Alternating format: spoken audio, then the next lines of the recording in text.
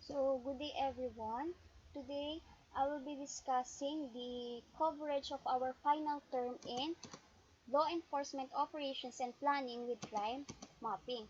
So, for our learning objectives, at the end of the lesson, the learners will be able to define internal security operations, know the do's and don'ts in computer crime response, and explain crime mapping and its uses.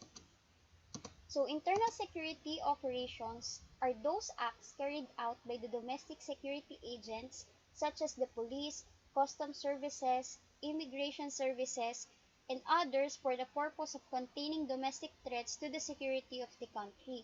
So, therefore, it is the act of keeping peace within the borders of a sovereign state or other self-governing territories, generally by upholding the national law and defending against internal security threats. And dahil nga po nagkakaroon ng threats, hindi naman po maiwasan na magkakaroon ng threats when it comes to security, na andyan po ang mga security agents natin na pwedeng tumulong para po maproteksyonan ng ating country. Not only our country, but the jurisdiction within our country. Next is, what is internal security threat? So, internal security threat originates within the organization itself, and it can be caused by any user with legitimate access to the company's assets, such as a current former employee, a contractor, a business associate, and other agency. So, in internal security threat po, bakit po kasama dyan si company's assets? Bakit po involved din po ang access sa isang company? An example lang po is, may dalawang company. Therefore, yung dalawang company na yon is, hindi naman po siya totally magkaaway, kundi kailangan lang po magkaroon ng mas mataas na investment ng isang company other than the other company. Anong gagawin ngayon ng isang company para makuha niya ang mga data sa isang company? Meron po silang tinatawag ngayon na asset. And yung asset na yon ay pwede pong may access sa computer. And possibly, ang pwede po nilang makuhang asset ay yung mga expert na po when it comes to computer. Bakit po? Kasi po, yung mga databases nila or yung mga data nila na pwedeng, o na tinatago nilang data, na pwede nilang magamit para magkaroon ng mas malawak na investment o mas malaking investment ang company nila ay pwedeng makuha ng ibang company. Sa paanong paraan po? Through computer. And dahil nga po sa mga experts natin, dahil nga po sa may mga expertise when it comes to computer, is makukuha nila yung databases nila. Therefore, yung asset na nakuha nila, ibibigay nila yon yung mga information sa isang company. And yung isang company na yon, magkakaroon ngayon ng malaking investment.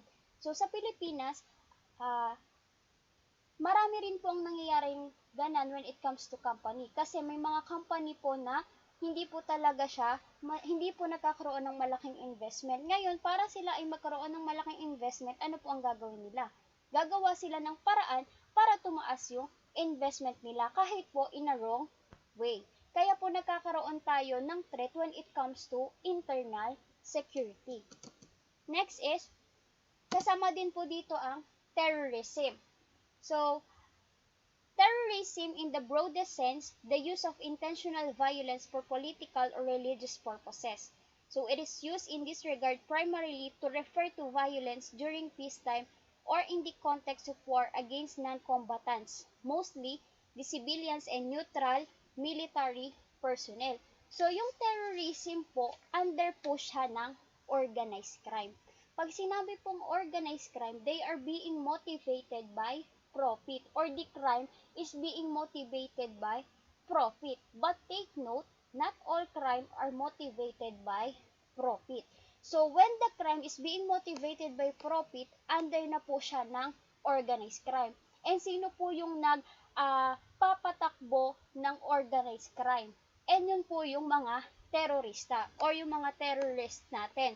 And ginagamit po nila sa paanong paraan po sila nakakakuha or nakakagawa ng crime. Karamihan po sa nakakagawa ng crime is through the use of computer. hinahack po nila yung mga website ng iba't ibang lugar. Not only the different places but also yung mga trabaho ng ibang lugar, companies name, mga pwede po nilang i-hack para po makakuha sila ng information. And then yung information na makukuha nila, ia-apply ngayon nila sa sarili nilang company. Ngayon yung company nila, mas marami na ngayong pwedeng magamit para lumaki ang kanilang investments. Kaya nga po, gaya po ni Facebook, example po si Facebook is, paano ba kumikita si Facebook? Gamit lang po ang mga data natin. Hindi naman po tayo nagkakaroon ng account, hindi naman po tayo nagbabayad ng account para magkaroon tayo ng account sa Facebook. Hindi naman po kumikita sa atin si Facebook. Sa paanong paraan po sila kumikita sa atin? Sa pagkuha ng information natin. Kaya nga po, kailangan kapag magpo-post tayo is alamin muna natin kung worth it ba ito na i-post. Halimbawa nga po, kapag nagkakaroon ng kainan or nagkaroon ng salo-salo or celebration.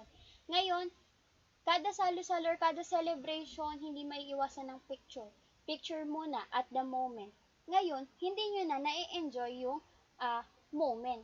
Kasi nakapokus na kayo sa documentaries. Now, yung documentaries na nakuha nyo, na direktang i-upload nyo, is pwedeng magamit nila laban sa iyo. Bakit? Kasi nagpo-post ka na without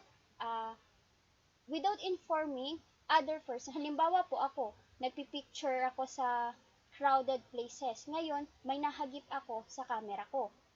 Ngayon, yung taong yun, yung picture ko, may nag-share. Therefore, yung nag-share ng picture ko is kakilala niya pala yung nasa likod na nakuhanan ng picture. Ngayon, pwede ka niyang ireklamo. Kasi, invasion of their privacy yun, na bakit mo ipopost yung picture ko, na hindi naman dapat na nakapost. Kaya nga po, kailangan, bago tayo mag-post o gumamit or mag-install ng mga apps or gumamit or mag-sign in or sign up sa mga accounts or different accounts, kailangan alamin po muna natin yung mga terms and condition para na rin po sa safety ng bawat isa.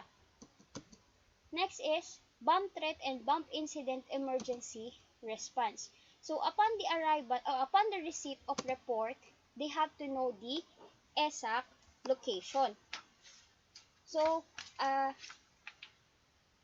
bakit po kailangan nating malaman ng exact location? So, probably, hindi po tayo magkakaroon ng response kung hindi natin alam kung ano yung i-responde natin, kung ano yung place na kailangan nating i-responde. Next is, they should have an alert emergency teams and direct department.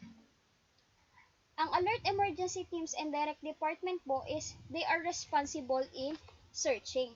And kailangan po agad ng emergency team para po malaman kasi po ang bomb threat po is kailangan ng immediate action. So therefore, yung mga alerting emergency teams natin is kailangan ma-inform sila para po magkaroon na agad ng searching or magkaroon na po agad ng investigation. Next is notify higher HQs and request assistance of medical personnel. Sa isang bomb threat situation, hindi po pwedeng mawawalan ng taong magkakasakit agad or mahihimatay dahil nga po nagkakaroon sila ng panic action. And dahil nga po nagkakaroon ng panic action, kailangan po agad ng assistance of medical personnel kasi po pwede po sa isang situation, sa isang bomb threat situation, hindi po maiiwasan na wala dyan ng masusugatan, wala ang masasaktan, walang magkakasakit ng biglaan. Kaya po kailangan agad ng assistance of medical personnel. Next, they have to proceed to the scene immediately. Dahil po, when we say bomb threat at nagkaroon ng bomb incident, kailangan po ng immediate action. Kasi po, marami pong lives ang pwede pong maapektuhan. Not only the lives, the establishment also ay pwedeng maapektuhan. Next, upon the arrival at the scene, they have to cause immediate evacuation of the injured. Gaya nga nasabi ko kanina, since uh, nagkaroon na po tayo ng medical assistance, kailangan pong ma-evacuate agad si injured or yung mga injured person. Next, direct occupants of building or establishment to evacuate the area. So, upon the arrival of the scene, syempre hindi naman natin maiiwasan na makita or yung first responder, kailangan na agad nila ma-search yung possible or suspicious or suspected device na ginamit ng isang tao or ng criminal para masirang isang establishment. Now, indirect occupants of building or establishment to evacuate the area, once na nakita na si device or yung pwede nilang gamitin in bomb threat situation, the personnel may not order an evacuation of the affected area. Bakit mo hindi kailangan ni personnel na mag-order agad ng evacuation? Bomb threat na nga po iyon. Kasi po, once na sinabi mo agad ng pabasta, it will cause panic to the persons or to their fellow people. Ngayon, once na nagpanic sila, mas malaki yung chance na magkaroon po dyan ng problema. Bakit po? Mas marami po kasi ang pwedeng magkasakit or masugatan. Now, ano po ang gagawin? They have to inform the person in charge of the property of the need to evacuate. Kailangan po, once na alam na po natin na meron na pong threat, nagkaroon na po ng bomb threat, kailangan po i-inform po natin ang tao ng maayos na kailangan na po nilang mag-evacuate. Para in a good way po natin siya sasabihin para po hindi po siya mag-cause ng panic. And then, yung personnel in charge or yung person in charge, ay kailangan pong mag-assist or they have to assist evacuation of personnel if necessary. Not if necessary, but needed po. Next, maintain order and control route. Next is, conduct rescue operations at the scene when necessary. Then, initiate immediate investigation. So, in initiating immediate investigation, ito po yung investigation nila once na wala pa po ang investigators or the investigators have not yet arriving. So, they have to determine the following. Kasi sa immediate investigation po, ang nandyan lang po yung first responder natin. And sino po ba yung first responder natin? Yung mga police officers. So, they have to determine the time of explosion, time call was received. Yung call po na na-receive is yung bomb threat po na sinasabi natin. And then, yung type of device. Since kanina, nasabi na po natin kung ano yung upon the arrival of the crime scene, kailangan pong magkaroon na agad ng investigation or para po malaman yung mga suspicious or suspected devices na pwedeng magamit ng mga criminal. Next, submit incident report immediately. And yung report na isasubmit po nila is based lang po kung ano po yung na-observe nila and kung ano po yung na-investigate nila initially. Next, avoid speculative press releases. So, once na nagkaroon ng press releases, hindi po tayo kailangang magbigay agad ng information na hindi tayo sigurado kasi magkakaroon po ng false information sa mga tao. And it is the job of the unit commander or his designated spokesman. Hindi po pwedeng magsalita ang kung sinong basta-basta lang. Kailangan po may designated person na pwede pong magsalita regarding doon sa incident na nangyari or mangyayari pa lang. Next, let's proceed with computer crime incident response procedure. So, it is the actual police intervention in a computer crime incident where the acquisition of matters of evidentiary value are traceable within the computer hardware and its networks. Ito nyo po yung sinasabi ko kanina na pwedeng magkaroon ng cybercrime dahil nga po may mga gumagamit ng computer na pwede nilang ma-hack ang iba't ibang network, iba't ibang site na pwede nilang gamitin laban po sa mga enemy nila or sa mga or pwede nilang i-take to as revenge sa kaaway nila. So, these are the do's and don'ts in computer crime response.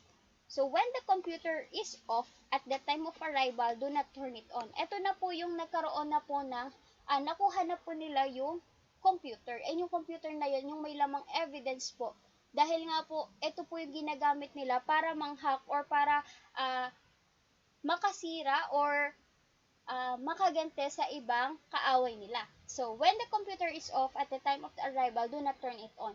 So, basically, meron nga po tayong motto dun sa crime scene investigation natin na do not touch uh, things unless it is photographed. Kasi pwede po siya ma-alter, pwede pong magkaroon ng changes. Just like in computer crime response, once na hinawakan natin yan, we will be held liable.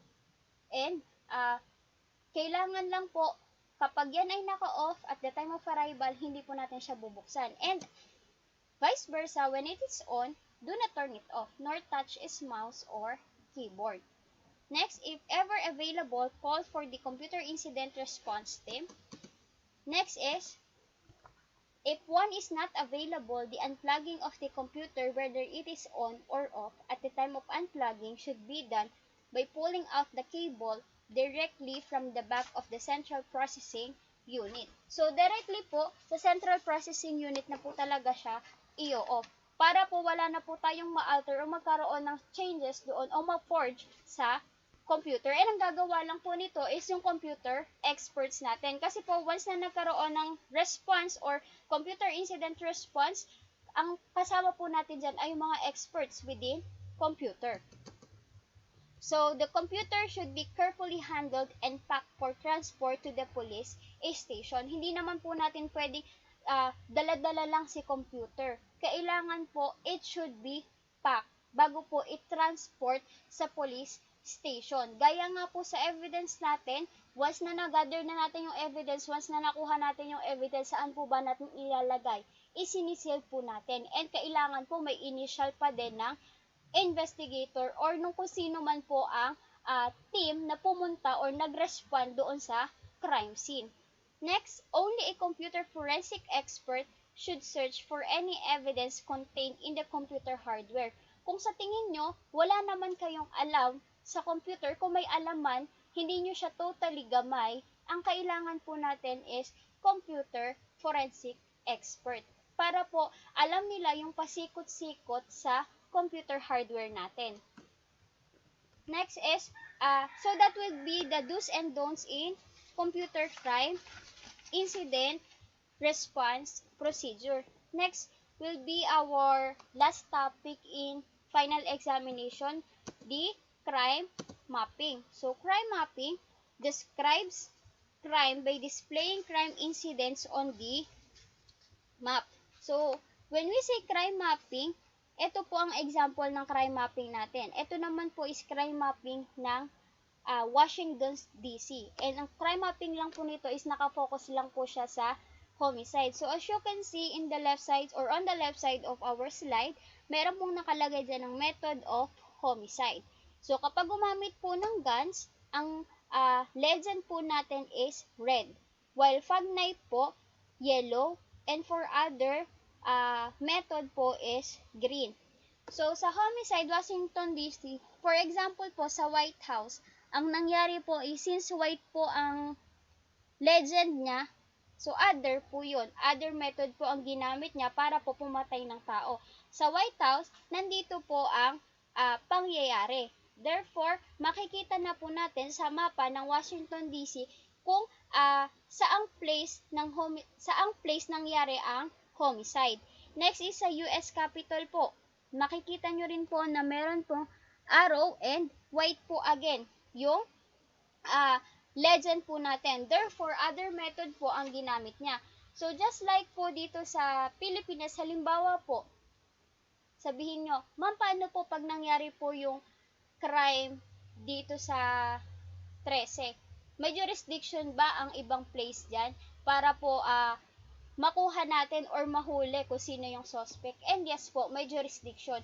Kasi po, may mga experience na din po sa amin po na nangyari si crime sa Amadeo. Therefore, pag nangyari si crime sa Amadeo at naitawag naman po agad sa ibang unit, pwede na po silang tumulong para po makatulong sila sa paghuli sa suspect or in apprehending the suspect. Sa Pilipinas po, hindi naman po siya totally nagagamit yung crime mapping or wala lang din po akong nakuhang data about crime mapping dito po sa Philippines. But in other place for other country, meron po sila.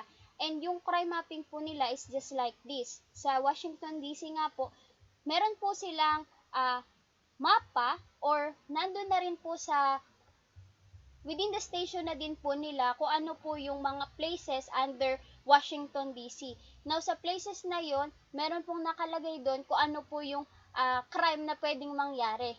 And nagkakaroon sila ng legend kung ano po yung pwedeng magamit nila na method in committing homicide. Nakita niyo po dito sa example na ang ginamit po nilang method. So, sa other places po, madami pong pula. It means, ang ginamit po na method for killing is guns. While, meron din naman pong yellow, which they use a snipe as their method of killing. So, that will be the crime mapping. Now, what is the uses or what are the uses of crime mapping? First is, they have to or informing officers and people within the jurisdictional community.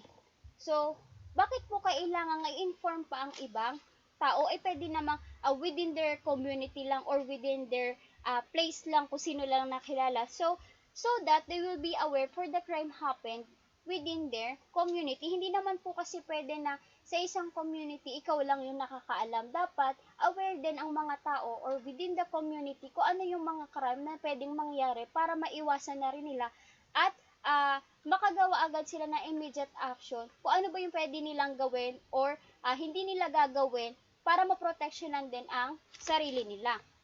Next is investigative assistance. So, bakit po merong investigative assistance ang uses ng crime mapping? So, it will be the aid for investigation. Kaya nga po, investigative assistance. Dahil nga po sa crime mapping, pwede din pong mapadali ang progress ng investigation nila dahil po meron silang pagbabasihan. Meron na po silang basis kung ano po yung crime na nangyari at kung ano po yung pwedeng mangyari na crime sa kanilang lugar. Next is resource allocation for management. So, it is one of the uses of crime mapping because it gives a clear picture in the progress of investigation of the crime. So, makikita nyo naman na dahil nga po sa crime mapping, nakikita ko sa ang place at kung ano yung nangyari sa place na yon. Therefore, magagamit po nila yon para po magkaroon ng progress ang isang investigation. So, that will be all in final examination or yung coverage ng final examination natin sa law enforcement operation and crime mapping. So, I will end this in a quote with, failure is the foundation of success and the mean by which it is attained. So, thank you and God bless. So, Merry Christmas din po pala sa inyo and have a prosperous New Year. So, thank you and God bless.